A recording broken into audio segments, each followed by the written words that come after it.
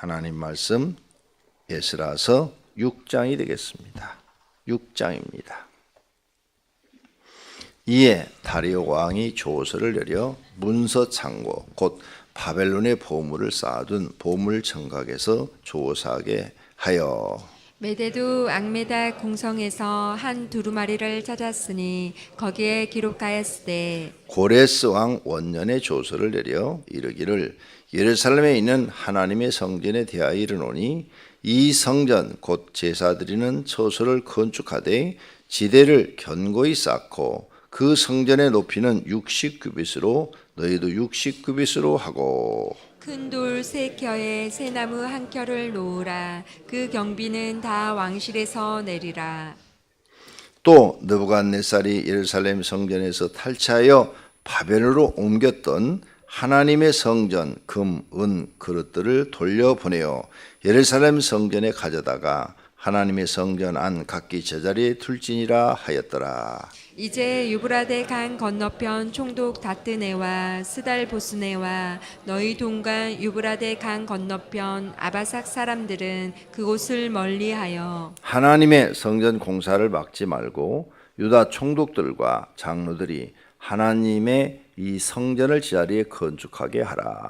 내가 또 조소를 내려서 하나님의 이 성전을 건축함에 대하여 너희가 유다 사람의 장로들에게 행할 것을 알리노니 왕의 재산 곧 유브라데 강 건너편에서 거둔 세금 중에서 그 경비를 이 사람들에게 끊임없이 주어 그들로 멈추지 않게 하라. 또 그들이 필요로 하는 것 곧 하늘의 하나님께 드릴 번제의 수송아지와 순양과 어린 양과 또 밀과 소금과 포도주와 기름을 예루살렘 제사장의 요구대로 어김없이 날마다 주어 그들이 하늘의 하나님께 향기로운 제물을 드려 왕과 왕자들의 생명을 위하여 기도하게 하라. 내가 또 명령을 내리노니 누구를 막론하고 이 명령을 변조하면 그의 집에서 들보를 빼내고 그를 그 위에 메어 달게 하고 그의 집은 이로 말미암아 거름더미가 되게 하라.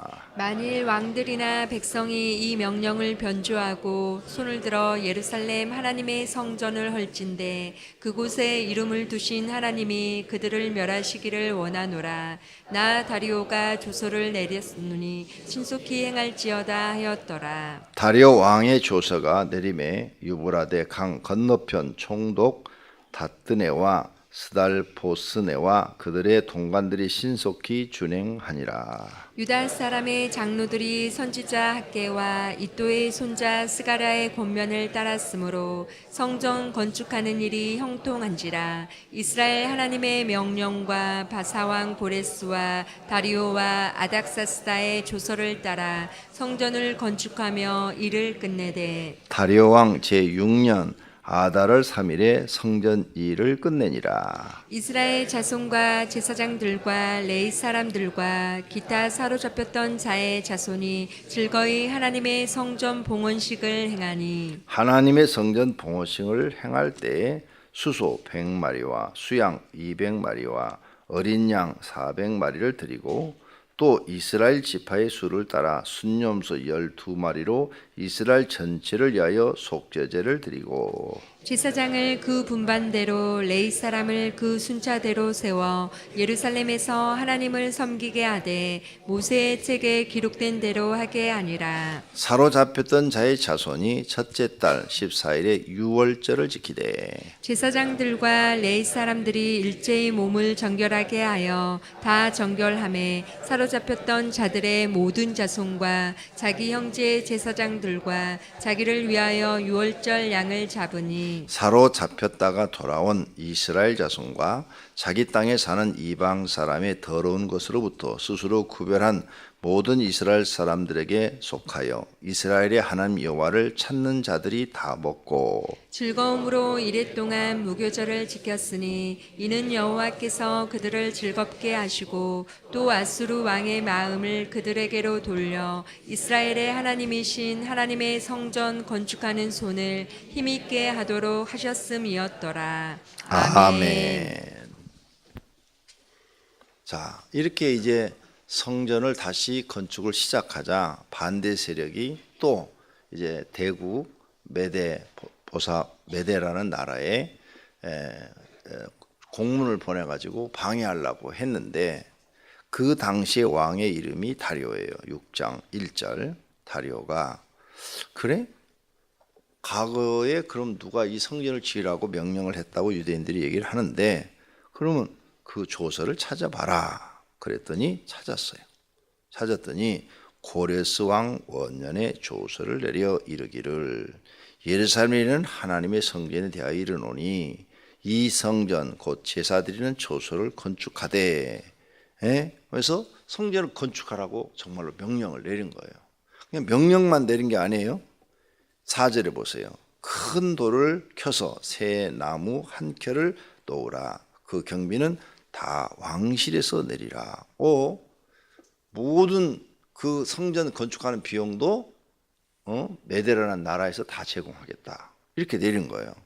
그 다음에 5절 보세요.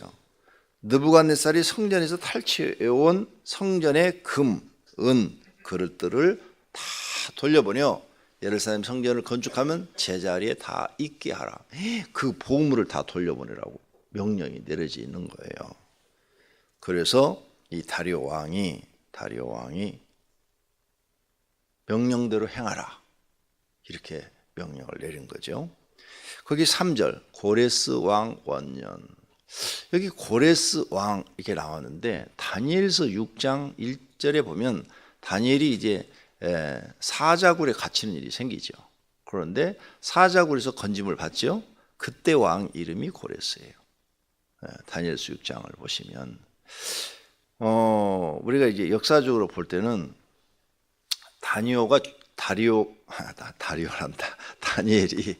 다니엘이 죽은 다음에 이스라엘 백성들이 포로에서 귀환했다 이렇게 말을 하고 있어요. 그래서 이 고레스 왕 원년이 그때 그 왕인지 아니면 그 후대에 같은 이름을 쓴 왕인지 그걸 정확하게 알지를 못하는 거죠.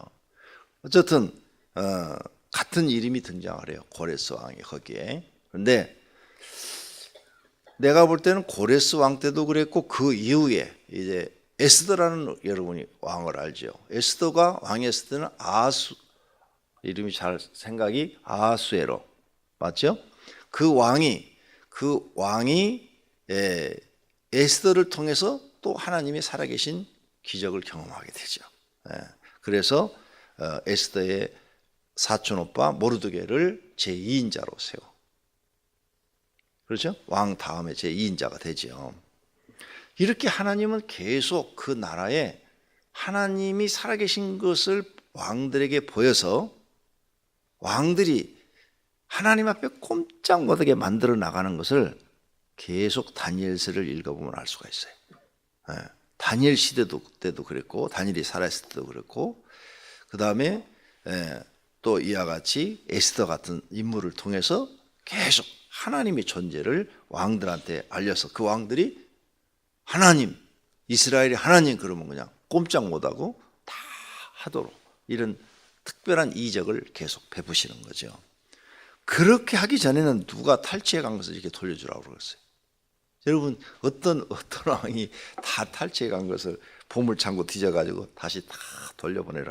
그것도 성전의 금은 그릇 다 돌려보내라. 이런 일이 일어날 수 있어요? 없어요. 역사상에 여기밖에 없어요. 한국에서 가져간 것 중국에서 돌려준 적이 있어요? 없잖아요. 절대 이런 일이 생길 수가 없어요. 그러니까 어떤 하나님이 큰 이적, 다니엘과 같은 그런 큰 이적, 정말 뭐 하나님이 살아계신 어떤 큰 이적을 보기 전에는 어떤 왕도 이런 명령을 내릴 수가 없다는 거죠. 그러니까 이 명령을 내린 왕은 하나님의 큰 이적을 보고 하나님 앞에 항복한 거죠. 저 하나님은 진짜 살아계신 하나님이다. 이렇게 항복하기 전에는 이런 걸 줄 수가 없다는 거죠. 그래서 우리도 이제 성경을 통해서 알게 된 거죠. 하나님은 이스라엘 아브라함을 선택하고 야곱을 선택해서 하나님의 살아계심을 계속 사람들한테 계시를 했던 거죠. 아브라함 때도요. 이방인이 구원 못 받았다? 아니요. 가까이 있는 사람들 중에서 하나님을 믿는 사람들은 구원 받았어요. 아브라함 말고 등장하는 믿음의 사람이 등장을 하죠. 멜기세덱. 그렇죠? 멜기세덱 제사장한테 11조를 드렸다고 그러잖아요. 응? 하나님을 경외하는, 지극히 높으신 하나님을 경외하는 멜기세덱 왕에게 11조를 아브라함이 드렸다. 이렇게 나오잖아요. 그러니까 하나님이 아브라함만 선택한 게 아니에요. 아브라함을 선택해서 성경에 기록하게 한 것은 특별히 하나님의 존재를 온 세상에 알리기 위해서, 온 세상에 알리기 위해서 아브라함과 그의 후손들을 택해서 지금까지 세상에 퍼뜨리고 있는 거예요. 인간을 창조한 이가 있다. 온 우주를 창조한 신이 있다. 그 나머지는 다 가짜다. 너희가 아무리 불러봐라. 그 가짜가 너희한테 무슨 일을 하나 해줄 수가 있는가. 그런데 이 지구를 창조하고 이스라엘을 창조한 사람, 그 신은 진짜 신이다. 이것을 우리에게 계속 성경을 통해서 계시를 하고 계시는 거죠. 그러니까 구약시대 때 이스라엘 백성들만 구원받았다? 절대 그렇게 생각하면 잘못이에요. 사립다 가부, 이방인이에요. 그런데 하나님을 경외하니까 엘리야를 보내서 또 그에게 먹을 걸 제공하시는 거예요. 그의 아들이 죽었어. 근데 또 엘리야가 살려. 이방인들에도 구약이 계속 은혜를 베풀어요. 기생, 나. 이방 여자예요? 가나안 여자예요? 죽어야 되는 거예요. 원칙으로는 100% 죽어야 되는 거죠. 그런데 하나님이 또 살리셔. 그래서 예수님 족보에 올라가. 룻, 성경에 룻기라는 책까지 선택이 되게 만들어 놨어요. 그것도 모함 얘기잖아요. 이렇게 구약시대 때도 어느 민족이든 하나님을 발견하고 그 하나님을 진실되게 믿는 사람은 다 구원해 줬어요. 그러다가 이제 이스라엘 백성들이 계속 악을 행하니까 결국은 그 복음이 예수님이 오심으로 인해서 이방인인 우리에게도 전달되게 돼서 저와 여러분은 참 좋은 시대에 태어났다. 왜 좋은 시대냐? 예수님을 잘 믿을 수 있는 환경에 태어났다. 정말 예수님을 잘 믿을 수 있는 환경에 태어났어요. 이렇게 예수님을 잘 믿을 수 있는, 하나님을 잘 믿을 수 있는 환경을 태어났는데도 하나님을 개떡같이 믿는다. 지옥 가도 할 말이 없다. 지금까지 인류 역사를 보면 너무너무 그 사람 사는 게 다 힘들어요. 응? 만약 우리가 지금 북한에 태어났다고 해봐요. 그럼 우린 지금 어떻게 된 거예요? 믿을 수도 없죠. 구원하고는 관계도 없죠. 죽으라고 인권 유린 당하고 살다가 죽는 거죠. 그리고 지옥 가는 거죠. 할 말이 없다니까요. 지옥 가도 다 자기 죄값으로 가고 조상의 죄값으로 가니까 할 말이 없어요. 근데 지금 우리 남한 이 대한민국은 하나님을 잘 믿을 수 있는 환경에 들었다. 요즘 경제가 어렵다고 그러죠. 경제가 어려워도 60년대, 50년대만큼 어려울까? 70년대, 50년대, 60년대, 70년대 그때만큼 어려울까? 그때 정말 우리나라 가난했거든요. 70년대만 해도 국민소득 1,000불, 지금은 3만 불, 30배 더 잘 산단 말이에요. 그때보다. 그러니까 지금 뭐 어렵다 해도 그때에 비하면 엄청 잘 살고 있는 환경에서 지금 하나님을 믿고 있다는 거죠. 그런데 우리나라 사람들이 하나님을 가장 잘 믿었던 시대가 보니까 1970년대하고 80년대. 그때 한국 사람들이 하나님을 가장 열심히 잘 믿었어요. 그래서 그때 교회가 크게 부흥됐어요. 70년대, 80년대.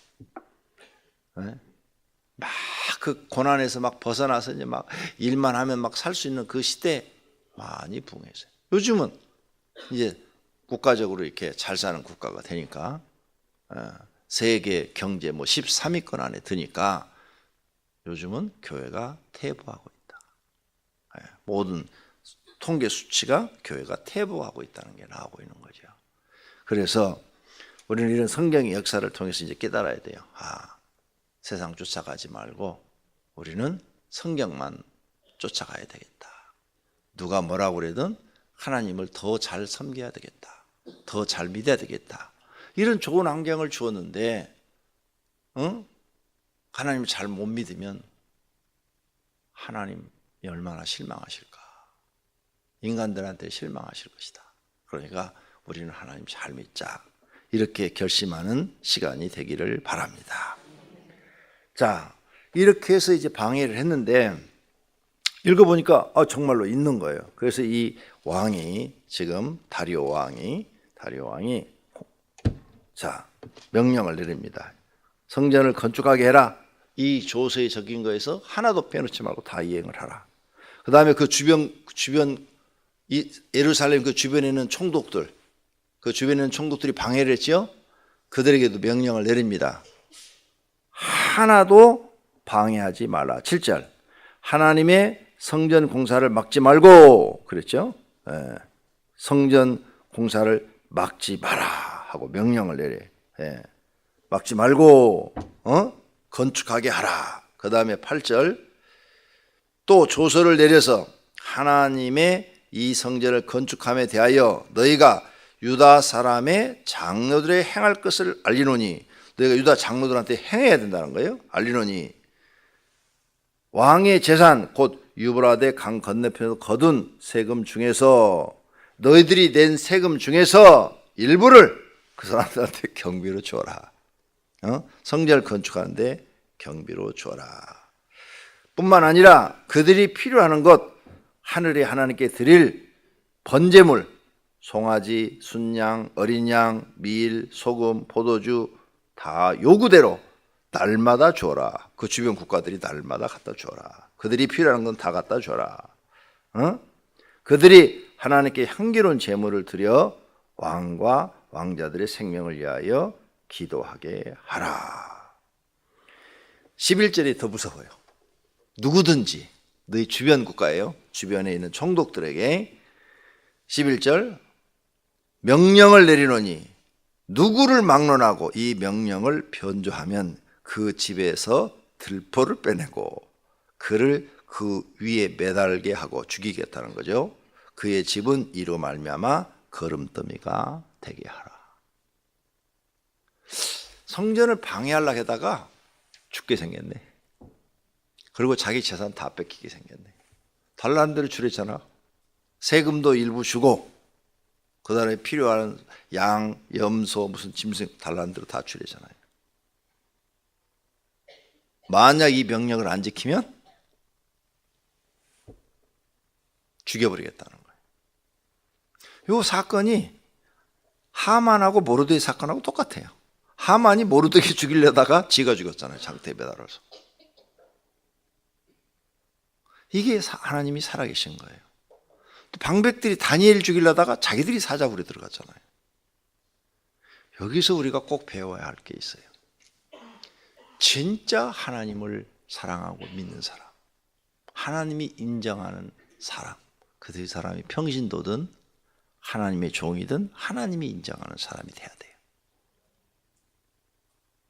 여러분이 하나님이 인정하는 평신도가 되든 하나님이 인정하는 하나님의 종이 되든 그러면 그를 헤아리려고 많은 사람들이 핍박을 하는데 결과적으로 그 핍박하는 사람들이 다 죽어요. 다 망해요. 그걸 여러분이 아셔야 돼요. 여기 지금 성경에 여기만 등장한 게 몇 가지 지금 예를 들었어요. 전부가 다 그를 죽이려고 그랬다가 오히려 자기들이 다 죽은 거예요. 다 망해버리는 거예요. 놀라운 일이잖아요. 이게 하나님이 하시는 일이에요. 그러니까 우리는 하나님의 종들도 맞아요. 하나님이 인정하는 종이 돼야 된다. 성도도 하나님이 인정하는 성도가 돼야 돼요. 그럼 누가 지켜주시느냐? 하나님이 지켜주셔. 핍박이 있어. 근데 핍박을 받아. 세월이 지나면 하나님이 싹 원수를 갚아주시니까. 그래서 시편에 보면 다윗이 뭐라고 그랬어요? 하나님이 자기 원수를 다 갚으시고 자기 발 아래 두게 하셨다고 그랬잖아. 다윗을 죽이려고 했던 사울왕 높은 위치에 있었죠.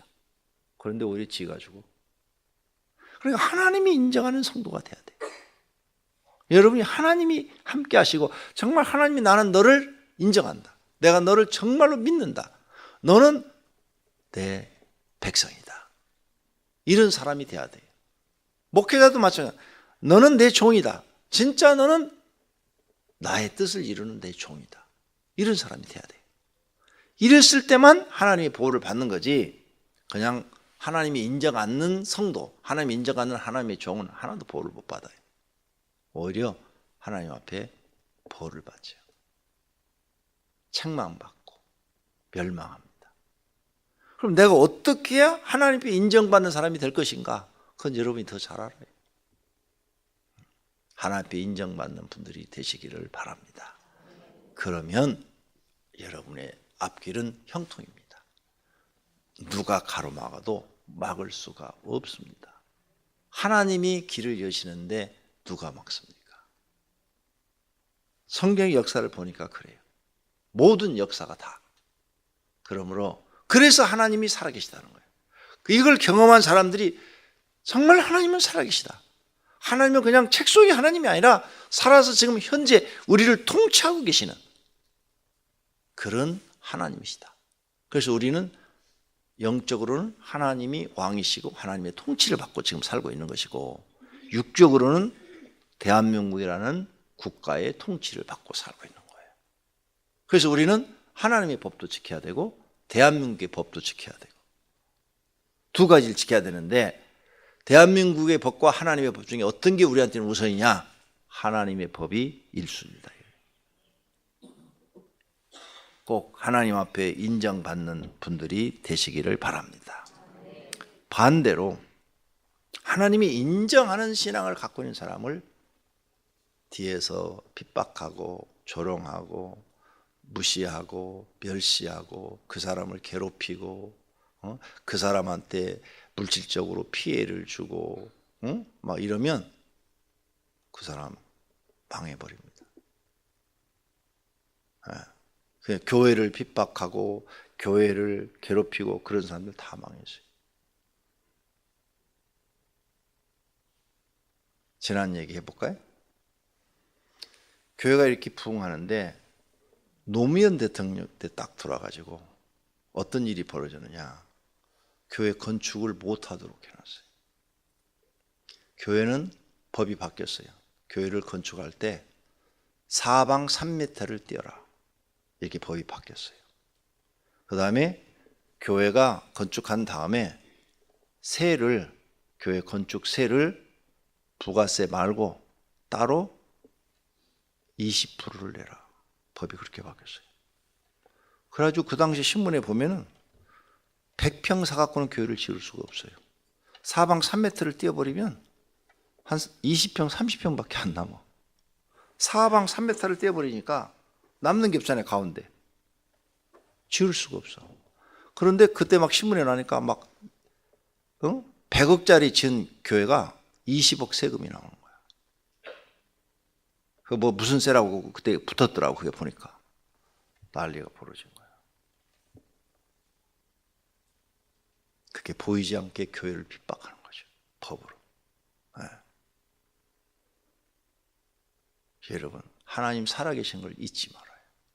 교회를 핍박하는 사람치고 하나님이 그냥 놔두질 않아.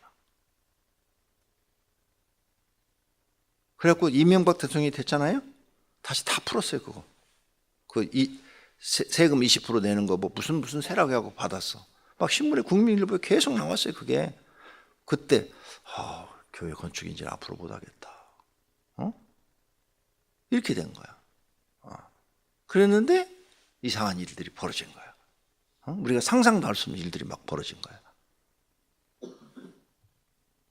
이명박 대통령이 딱 되더니 이게 다 해제시켰어요. 장로잖아요.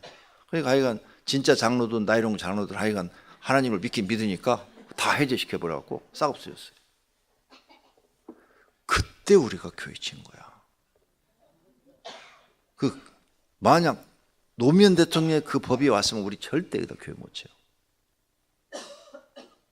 앞으로 올해 9년도부터 이제 종교인들 세금 내죠. 교회 지키 하늘의 별처럼 어려워졌어요. 또다시 그 설명을 하면 시간이 걸려. 이제 교회 건축한다는 게 하늘의 별처럼 어려워졌어. 또 그때처럼. 하여간 하나님 우리는 이쪽 저쪽 다 피해서 가게 하신 거예요, 지금. 그런데 교회를 핍박하는 사람들 다 망해요. 나를 목사 만든 목사님이 시골에다 개척을 했대요. 천막을 치고. 근데 저녁마다 돌이 날라오더래. 거기서 기도하고 있는데 누가 천막에다 돌을 던지는 거를 팍 소리 나고 막 이럴 거 아니에요. 한 달 동안을 돌을 던지더래. 누군지를 모르는 거야. 밤중에 돌을 던지니까. 그래서 어느 날도 돌이 날라가지고 나가서 소리를 질렀대. 성질이 나가지고 어떤 놈인지 하나님 앞에 죽을 것이다 그랬대. 진짜로. 그런데 며칠 후에 그 동네 무당이 죽었대. 무당이 죽고 난 뒤로부터는 돌이 안 날라오더래. 누군지 모르는데 지금처럼 CCTV가 있는 게 아니니까 그 목사님도 목사가 되고 싶어서 된 게 아니야. 자기가 어렸을 때부터 목사가 되겠다고 소원을 했는데 북한 사람이에요. 자기 가족이 다 남원으로 내려와가지고 남한에서 사는데 목사가 가난하니까 하고 싶지가 않더래. 나하고 똑같은 거지. 목사가 워낙 가난하니까 누가 하고 싶겠어요. 그냥 하고 싶지 않았는데 꿈속에서 자기 아들이 트럭에 치여 죽더래요. 첫째 아들이. 그런데 무시해버렸대. 에이, 그건 꿈이지. 석 달 정도 됐는데 정말로 그런 트럭에 치여서 아들이 죽어버렸대. 꿈속과 똑같이. 그래가지고 장례식 치르고 하나님 앞에 회개하고 하나님 순종하겠습니다. 그리고 신학교 들어가서 42살인가 목사 됐어. 그리고 그 길을 가는 거야.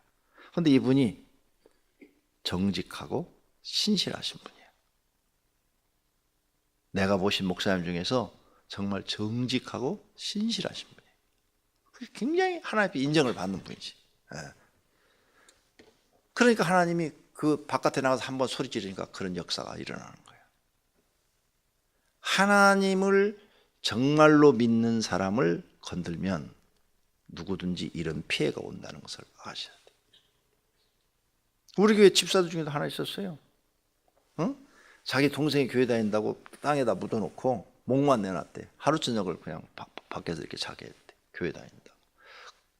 너 교회 그래도 다녔다면 죽이겠다고 그랬대요. 그랬더니 그 동생이 형, 나는 죽어도 하나님을 안 믿을 수 없어. 하나님을 믿어.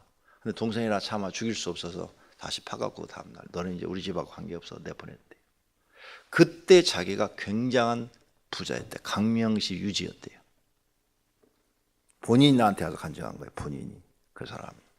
근데 그때부터 망하기 시작하는데 쫄딱 망해갖고 거지가 된 거야. 월세방 들어갈 돈도 없어가지고 교회 옥상 빌려달라고 그래가지고 옥상에다 텐트 치고 살아. 그러더니 결국 병으로 일찍 죽었죠. 그분이 나한테 와서 간증한 거. 내가 동생을 이렇게 했습니다. 그러니까 하나님을 정말로 믿는 사람을 괴롭히면 여러분은 다 망해요. 하나님을 정말로 믿는 종을 괴롭히거나 손해를 끼쳐도 여러분은 다 망해요. 하나님의 교회를 손해를 끼치고 하나님의 교회를 욕을 해도 그 사람들은 다 망해요. 하나님이 인정하는 사람을 여러분이 흉을 보면 그 화가 다 자기한테 와버리는 거예요. 그게 성경이에요. 성경의 역사 전체가 그래. 그러니까 아예 하지 마. 절대 하지 마. 결국은 다 자기한테 돌아오는 거고 그냥 조금으로 돌아가는 게 아니라 더 크게 자기한테 돌아가니까 아예 하지 마요. 성경을 안다면. 지금 그 사건이 지금 벌어진 거예요, 여기. 근데 여기만 얘기한 게 아니라 내가 조금 전에 예를 들었죠? 다 그런 사건들이 일어났다고? 이게 하나님이 자기 백성을 지키시고 보호하시는 방법이에요. 절대 하지 말아요. 교만해지면 막 말을 하는데 그 말이 다 자기한테 돌아와. 결국은 네가 무슨 무익한 말을 하든 네가 심판을 받으리라. 이 말에 걸려서 다 자기한테 받아. 그래서 성도님들도 그럼 누가 하나님이 함께하는지 모르잖아. 모르죠. 그러니까 예수님 말씀대로 살아야 돼. 그러니까 모든 사람을 그냥 복을 빌어줘. 그가 받지 아니하면 너에게로 네가 받으리라. 그랬으니까 그 사람 내가 복을 빌어줬는데 잘 되기를 빌어줬는데 그 사람이 안 되면 다 내가 받으니까 성질 난다고 막 말하지 마. 그 뒤져버렸으면 좋겠다. 뭐 망해버렸으면 좋겠다. 그 말이 다 나한테 돌아와서 내가 뒤지게 되고 내가 망하게 되니까 하지 마라 그 말이에요. 예수님이 가르쳐준 대로 살았네. 이게 하늘의 법칙이야. 성경이 하늘의 법칙을 우리한테 가르쳐주는 거예요. 이런 걸 배우셔서 여러분들은 이제 신앙생활을 더 잘하시기를 바랍니다. 부부싸움 할 때도 절대 함부로 말하지 마.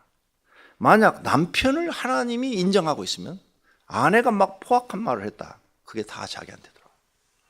그래서 자기가 그 몇 배로 고난을 받아야 돼. 아내가 진짜 신앙생활을 하나님 보시기 인정받을 만하게 했다. 근데 남편이 막 포악한 말을 했다. 결국은 그게 다 자기한테 돌아와서 자기 인생에 되는 게 없어. 그래갖고 아내가 벌어다 준 밥 먹어야 돼. 그렇게 되면 이제 어떻게 되냐? 60이 넘어가면 기처가가 되는 거예요. 아내가 벌어다 주는 걸 먹고 사니까 자기 주장이 하나도 없어요. 그리고 아내가 하자는 대로 쫓아내버릴 거야? 그러면 알았어. 하면 되잖아. 이렇게 돼버리는 거야. 이게 다 성경의 법칙에서 나오는 거야. 이게 다 성경의 법칙. 얼마나 무서운 법칙인가 봐요. 부부간에도 절대 말 함부로 하지 마. 좋은 말만 해. 안 받으면 다 나한테 오고 막 퍼부었는데 그쪽을 하나님이 인정했다면 내가 죽어버리니까. 이게 성경의 법칙이라는 거. 오늘 아침 배운 여러분들은 이제 복받을 일만 행하시기를 바랍니다. 기도하겠습니다.